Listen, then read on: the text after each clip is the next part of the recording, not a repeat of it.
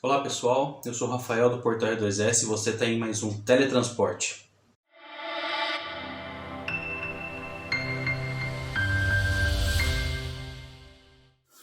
Olá pessoal, voltamos nesse comecinho de semana, estamos dentro de mais um Teletransporte, estamos aprendendo um pouco mais sobre os transportes dentro das fábricas de ração e hoje a gente vai estender um pouco mais e falar sobre as fábricas de alimento.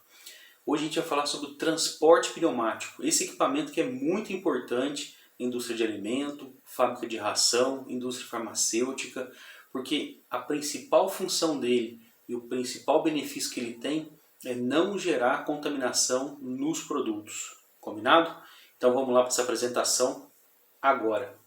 Olá pessoal, voltamos com mais um Teletransporte e vamos continuar falando sobre a evolução dos transportes dentro das fábricas de ração.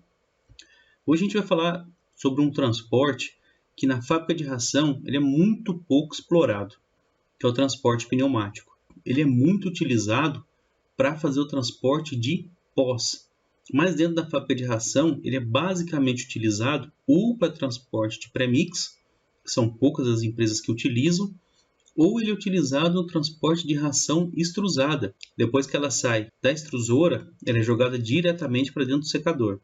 E é isso que a gente vai falar um pouco hoje. Vamos lá? Bom, então o que é o transporte pneumático? O transporte pneumático nada mais é que um transporte que ele é feito através de gases.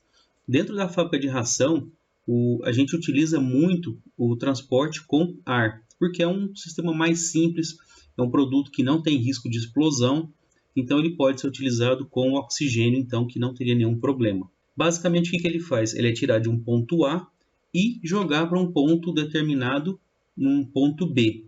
Ou seja, o que mais é utilizado hoje? O ponto A seria a nossa extrusora e o ponto B seria o nosso secador. Tem que fazer a chegada desse produto através de um ciclone. O que esse equipamento ele contribuiu com os nossos projetos de fábrica de ração? Ele promoveu uma redução no espaço das fábricas, tá? Tanto horizontal quanto na vertical. Aqui no nosso apresentação eu coloquei só horizontal, mas na verdade ela tem uma redução na parte vertical também. Por quê? Porque esse equipamento ele reduz muito pouco espaço para poder fazer um transporte a longas distâncias, tá? E ele basicamente ele ajuda a não ter uma contaminação cruzada dentro da fábrica e ter uma contaminação do produto também com o ambiente externo. Então ele é muito importante por conta disso. Onde ele é mais utilizado hoje?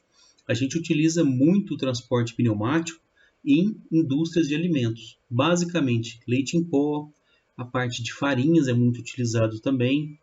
E alguns outros produtos farmacêuticos também utiliza bastante ele também, que não pode ter uma contaminação e precisa ter um controle dessa parte de higienização muito forte também. Outra característica importante também que a gente pode falar sobre transporte pneumático é que dentro dessas indústrias de alimentos a gente trabalha com um sistema de filtração de ar, ou seja, ela não utiliza o próprio ar ambiente para poder fazer esse transporte. A gente tem dois tipos de transporte. Ou ele é feito com sopro, a gente tem um ventilador que vai soprar o ar através de uma tubulação, ou através de um pulso pneumático também, que seria por pressão negativa, que é o mesmo do sopro que o ventilador faz, ou ele pode trabalhar também com pressão negativa ou vácuo. Pressão negativa a gente puxa o ar e no caso do vácuo, a gente faz o vácuo dentro da tubulação para a gente poder fazer o transporte do produto também. Quando a gente fala em produto, pense que 99% das vezes a gente está falando de pós, tá? Então, qual que seria alguns problemas que a gente pode encontrar com o transportador pneumático? Primeiro, o transporte pneumático, uma das desvantagens dele é a questão da recepção dele. Então, a gente pode ver aqui na nossa apresentação que a gente tem os ciclones. E esses ciclones, para a gente poder fazer a recepção, dependendo do volume que você for trabalhar, ele pode ter uma altura muito elevada, que pode comprometer o seu telhado. Então, assim, fisicamente na questão de projeto, é isso que pode comprometer. E qual que é a vantagem? Ele pode ficar externo. O produto passa por dentro da fábrica, se for necessário ele sai através do telhado, sai para fora da fábrica, o que não é o ideal, dependendo do tipo de produto que estiver fazendo, e a tubulação retorna para dentro do silo para poder fazer a estocagem. Para que funciona esse ciclone? O ciclone ele é um equipamento projetado para fazer a separação do ar com o produto sólido. Então, como ele entra numa angulação dentro desse silo, é como se fosse um silo, mas ele tem uma angulação para entrar. Todo o ar ele vai sair pela parte superior do ciclone, enquanto que o pó ele vai criar um redemoinho dentro do ciclone e vai cair por gravidade para dentro dos silos aqui. Outro problema que a gente pode encontrar nos transportes pneumáticos, mais que isso é um ponto que a gente pode calcular para não ter problema, é a questão da homogeneização dos produtos. Quando a gente tem vários componentes com uma granulometria muito fina, a gente tem que controlar exatamente qual que é a quantidade de ar que a gente está utilizando para esse tipo de produto.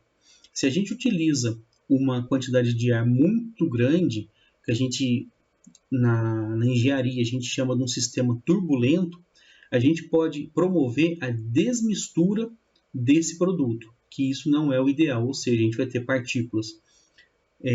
Vamos colocar aqui na questão da ração. Vamos supor que a gente tem os macros e os micros, eles são todos homogeneizados e está fazendo o transporte. Então, se a gente utiliza uma quantidade de ar muito grande, a gente pode ter só macro e só micro no final do processo, depois que ele passa pelo ciclone. E isso a gente não deseja que tenha no nosso processo. Outro produto que a gente tem que cuidar bastante são os produtos muito abrasivos. Se a gente tem muito sal, ou se a gente está transportando grãos e ele pode ser muito abrasivo, a gente tem que tomar cuidado para que esse produto não venha a danificar a tubulação ao longo do processo.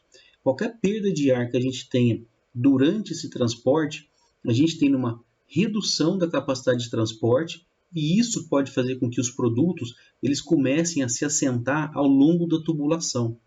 E conforme, dependendo do tipo de produto que a gente estiver utilizando também, se os produtos começam a assentar na tubulação, a gente tem mais perda de carga ainda do ar e isso vai diminuindo a capacidade de transporte. Então isso é bem complicado também, que a gente tem que analisar. E por último, que são de suma importância na instalação do transporte pneumático, são os vários pontos de chegada. Por quê? Esse equipamento ele é muito dinâmico. A gente pode tirar todo o produto através de um silo somente e distribuir ele ao longo de vários outros silos com distâncias muito maiores do que a gente tem necessidade. Contudo, a gente tem que cuidar para que esses pontos de chegada eles tenham a mesma perda de carga e tenham uma vedação ideal para que esse produto não tenha perda de carga ao longo do processo.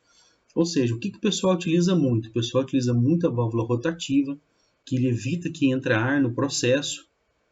Toda a tubulação a gente tem que estar acompanhando para ver se não tem perda de carga durante a tubulação. E um ponto muito complexo também durante o processo são as perdas de carga por acessórios. Ou seja, muita curva, muito joelho, muita divisória também, bifurcação de linha. Isso pode ocorrer perda de carga durante o processo. Então a gente tem que aumentar a capacidade do nosso ventilador ou a capacidade do nosso soprador, que pode ser um compressor também. Então, quando a gente for fazer o processo da instalação do transporte pneumático, a gente tem que avaliar todos esses pontos. Uma possível ampliação, como que vai ser a ampliação dessa fábrica, como que vai ser as divisórias, se aquele soprador ou aquele compressor ele comporta essas ampliações ou não, para que no futuro a gente não tenha uma perda de carga ou uma acumulação de produtos dentro da tubulação. Eu já passei por isso já, eu trabalhava com farinha de empanados, então era bem complicado, porque a gente tinha um sistema muito antigo. E esse sistema ele começou a perfurar ao longo do tempo, e a gente teve que fazer toda a troca de tubulação. Um quarto da tubulação já estava tomada de produto e a gente estava tendo problema de contaminação por cores também. Como a gente tinha farinha de várias cores, às vezes vinha um ponto rosa ou um ponto laranja numa farinha que era somente branca. E isso era bem complicado para a gente estar se justificando com os clientes que tinham essas farinhas que era somente de uma cor. Então, dando continuidade aqui no nosso estudo, o que a gente tem hoje dentro de fábrica de ração? Dentro de fábrica de ração, 99% é com as rações extrusadas. Mas isso não impede que a gente tenha transporte pneumático com farelos, com sais minerais e premix, com a linha de grãos e com o peletizado. Tudo que a gente for fazer, a gente tem que ter um bom dimensionamento do transporte pneumático para que a gente não tenha desintegração, principalmente do pellet, que é um componente mais frágil de todos esses que a gente tem, e na questão de grãos e farelos, para que a gente não tenha abrasão na tubulação das linhas e por conta disso, que a gente não tenha perda de carga por conta de furo na tubulação ao longo do tempo. E com isso a gente vai ter um assentamento dos produtos. Hoje, só existe uma fábrica no Brasil de ração que utiliza transporte pneumático na área externa. Não tem mais rosca, não tem mais elevador, nada de transporte com corrente, com caneca, ou seja, os transportes convencionais. Essa empresa hoje, toda a parte externa dela de recebimento, ela cai numa moega e tudo é levado para dentro dos cílios através de transporte pneumático. Segundo o pessoal tem relatos com o pessoal de manutenção e as pessoas que trabalham internamente nessa fábrica, eles tiveram uma redução de manutenção em torno aí de 5 a 10% por conta dessa troca dos transportes convencionais para transporte pneumático. Ficou barato uma troca dessa? Não ficou. Mas em compensação, a porcentagem de quebra e de manutenção que tem nesses equipamentos reduziu praticamente a 80%, porque se é feita uma manutenção preventiva corretamente, as surpresas que a gente tem no dia a dia, eles são reduzidos por conta do transporte pneumático ser mais eficiente e ter menos problemas de manutenção. Agora eu vou mostrar uma foto para vocês aqui de como fica mais ou menos esse transporte nas fábricas. Então a gente tem as tubulações principais. Aqui a gente pode ter um dos pontos que a gente classifica, que são as divisórias, né? Que esse que vocês estão vendo aqui logo na esquerda aqui, logo abaixo de manutenções, a gente tem esse ponto aqui. Então a gente tem uma divisória aqui, passa para 3 tubulações e aqui a gente pode ver um ciclone de chegada, aqui tem mais 2 ciclones, aqui tem mais 2 ciclones de chegada e a tubulação do transporte pneumático passando por toda a fábrica. Então o que acontece? Quando a gente tem uma angulação muito quebrada, assim, ou com um ângulo muito forte, a gente tem uma perda de carga maior no processo. Então se a gente consegue umas curvas mais suaves, ou essas descidas aqui também, então a gente consegue ajudar o transporte pneumático a fazer o trabalho dele. Então a gente já falou um pouco dos entupimentos, o que ocorre por conta da abrasão do material, que pode levar a esses entupimentos, que vai assentando o produto por perda de carga. Outro ponto muito problemático também, no caso de farinhas ou processos em pó, que estejam com umidade muito alta também, é um ponto também muito problemático o transporte pneumático, porque ele pode segurar, começar a incrustar ao longo da tubulação também, dependendo da umidade dele, que já aconteceu comigo também. Então é um ponto que tem que se verificar, a questão da umidade do produto. Em relação da quantidade de ar que está sendo soprada, porque um dos pontos também positivos do transporte pneumático, você pode ter um transporte pneumático com ar aquecido também, que ajuda nesse processo de secagem, entre outros pontos. Dentro da ração, dentro das fábricas de ração, um ponto muito positivo, o transporte pneumático ele consegue tirar até 1% de umidade, dependendo do tamanho que ele tem que percorrer até chegar no secador. Então ele é um ponto que ajuda a baixar a umidade dentro das fábricas de ração, por conta desse ar também que vai carreando aquela umidade que está externa ali no produto ali, e ajuda a secar ele, evitando que ele fique aglomerado quando ele chega dentro do secador também. Isso é um ponto positivo. E as manutenções basicamente as manutenções nos ventiladores ou nos compressores. Dá sempre uma passada nas tubulações para ver como que está o andamento dela, se não tem entupimento, se não tem pontos de vazamento também. É claro que linhas maiores de fábricas mais automatizadas têm os pontos de perda de pressão. Então existem os sensores que podem justificar e mostrar para a gente a partir de que ponto a gente está tendo alguma perda de pressão. E isso é interessante para a gente poder resolver os problemas que aparecem nas linhas com mais rapidez. Então, um sistema bem inteligente que ajuda bastante a gente no processo também. Pessoal, então é isso. Eu vou ficando por aqui. Esse foi mais um Teletransporte. A gente está comentando sobre a evolução dos transportes dentro das fábricas e espero que vocês tenham gostado de mais esse episódio. Pessoal, espero que vocês tenham gostado. Transporte pneumático é um dos transportes que eu mais gosto dentro dos transportes que a gente tem dentro das fábricas. Eu acho ele muito versátil, muito dinâmico e espero que vocês tenham gostado também. Tem muita coisa para dizer sobre ele, mas dentro do nosso pouco tempo aqui a gente fez uma pequena introdução para que vocês tenham um pouco mais de noção do que a gente está conversando e para aquilo que a gente vai falar no futuro. Combinado?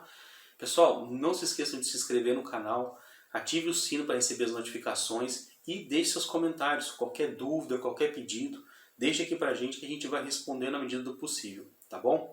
Pessoal, vou ficando por aqui e quinta a gente se encontra de novo. Forte abraço e até logo!